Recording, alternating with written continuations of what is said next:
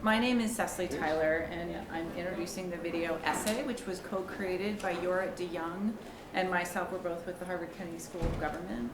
And this past year, we received a Sparks Grant from HILT to create a pedagogy that leverages the video essay for research design and design-oriented classes, for field-based and design-oriented courses, really pertaining to how do we diagnose problems and then look at policy around it as a response.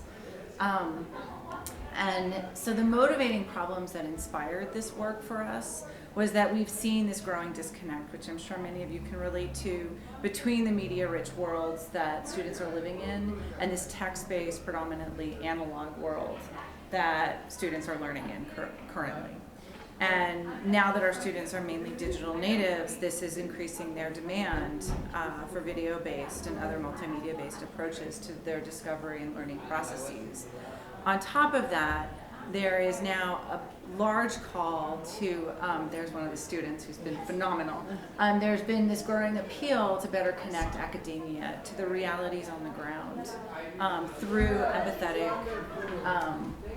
skills and capabilities to give voice to the actual communities for which you're interacting with, which Kyle did a beautiful job when he was thrown under the bus to be a pilot for the project.